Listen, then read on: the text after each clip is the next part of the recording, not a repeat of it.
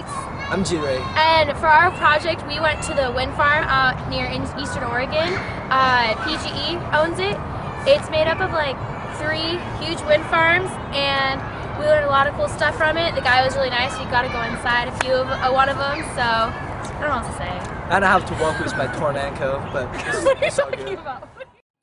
So Biglow Wind Farm is the wind farm that we went to, and it's located in Eastern Oregon, Wasco, Oregon, and it's run by PGE, that's Portland General Electric. So that's what we know so far. Let's watch further.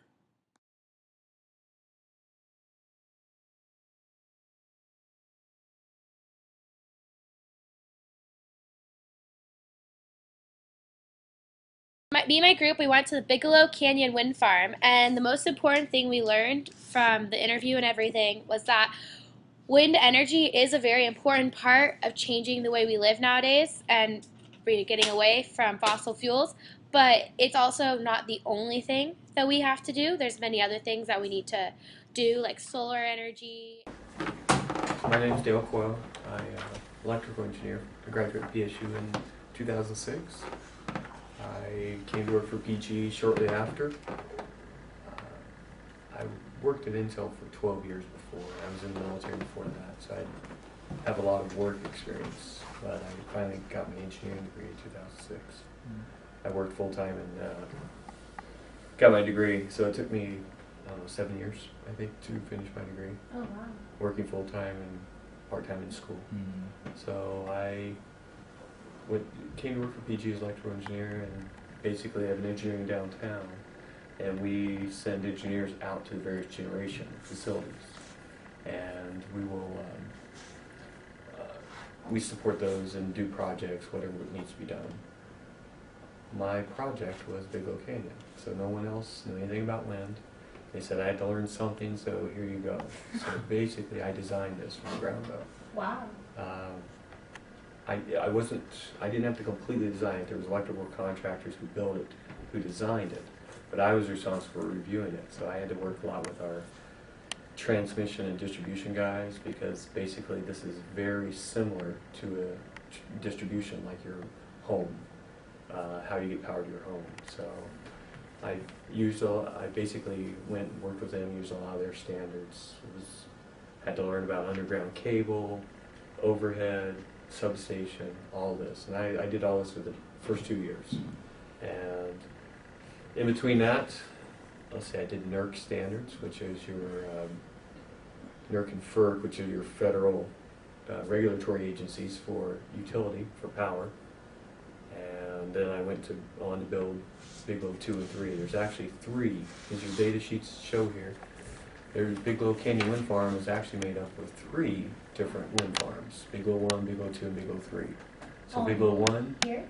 I have 217 turbines, 450 megawatts. Wasco, Oregon wind power trip.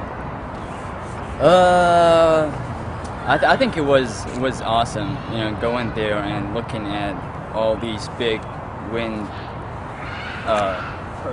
turbines, you know, and I've never done this before, and coming from a different country where we don't have something that is called recycling, you know, it's just a huge change in my life, first of all, and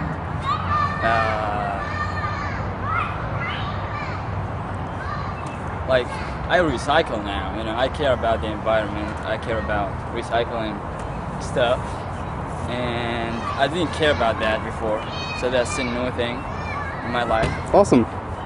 Yep. Cool.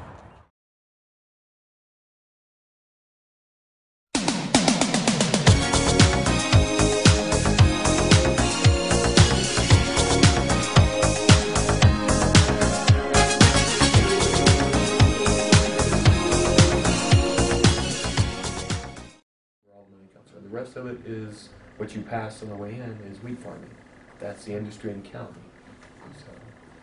So, yep. And actually, I'm pretty fascinated by it. So when we go out to a turbine, I'll show you how basically there's 12 inches of rain out here, so they can't even plant in the field every year. They have to have a fallow field one year. They don't plant every other year. Oh, wow. So you'll see some grass is green, or wheat is green right now, and next to it it's all brown or tilled in. because they can't plant it. So that's wheat out there that's like flowing. That's wheat. Oh, wow. Yeah. That's interesting. Okay, so about Biglow. So, like I said, we completely finished construction in 2010. It's a $1 billion project. That's how much it costs. Now, how much, everyone likes to understand how much. Today, we're probably right around 150 megawatts generated right now. So we just don't have enough wind. The wind speed's not high enough to give us our full 450 megawatts.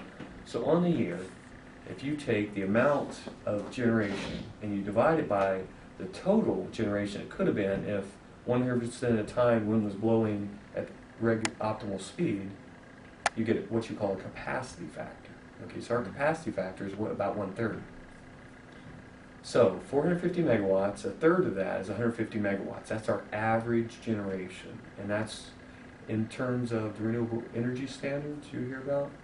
That's what you have to look at. So 150 megawatts. Your homes, any house typically consumes about 10 kW.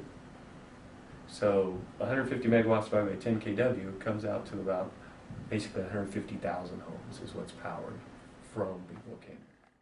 Things that we learned at the power plant was that they produce enough energy for about 125,000 homes in Oregon. By 2015, Oregon will be 50% renewable energy.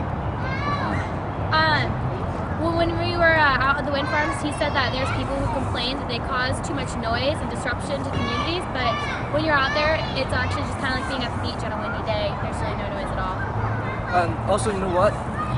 We do not have enough renewable energy out there.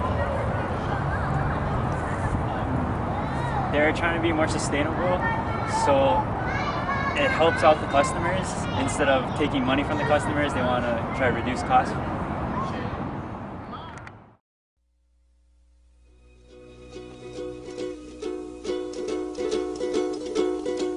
Tiptoe through the window, by the window, that is where I'll be. Come tiptoe through the tulips with me.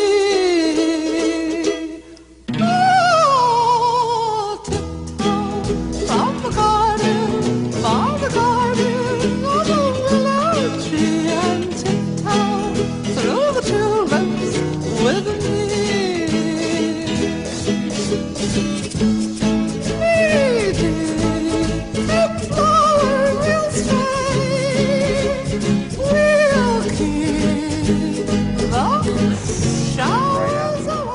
In large amounts, and then it drops way down the rest of the year. We have a steady flow that's very low compared to what our peak amounts are right now. So both wind and hydro are variable resources. Now it's important to understand that because sustainability means a lot of things to a lot of people, but PG has a balanced portfolio which includes coal and natural gas because those are the only base-loaded resources available. So you need those. Cleaning the coal up is important. There's lots of opinions, but I can't believe you can totally dismiss the idea of global warming the way some people try. And then again, I don't believe it's quite the other way either. You can't blame everything on it. So it's the truth is somewhere in between. So the responsible thing is to do is to clean up coal. And until other baseload resources are available, we need that. Does that make sense? Yeah. Once again, I'm expressing my opinion at this case, not PGE's. So let me be very clear on that on the record.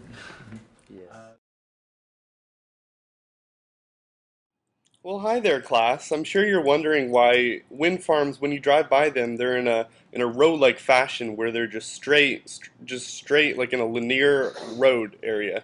Well, that's because the wind actually hits them in a specific spot, and so it's very important for the wind turbines to be in a specific area like that.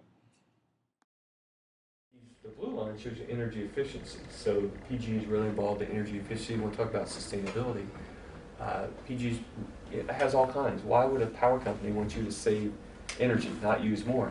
This is why. It costs us a lot more money to build a power plant than to give and encourage people to use recyclable light bulbs and to use power during off-peak times rather than peak times. Peak time is during the daytime when everyone's at work in factories and doing things like that, that they have to have the power. If we could have smart machines, laundry machines that kick on at 2 a.m. at night while you're sleeping, power is very cheap then. And there's a lot of mechanisms that way.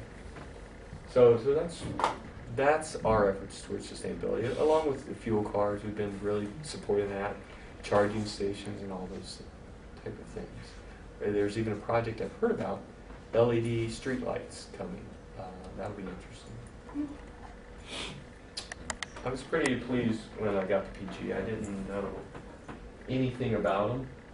Well, I wouldn't say I didn't know anything. I've lived here for 15 years. But I didn't really understand how involved they are in sustainability. Those little clackless projects I talked about, one solar makes about 20 megawatts, practically nothing. And that's at a peak. Most of the time it's 10 megawatts. But they've spent tens of thousands of dollars every year for the last few years making fish passages up and down. It was just a matter to restore and help salmon population, stuff like that. And that's stuff that PG usually doesn't get a lot of credit for.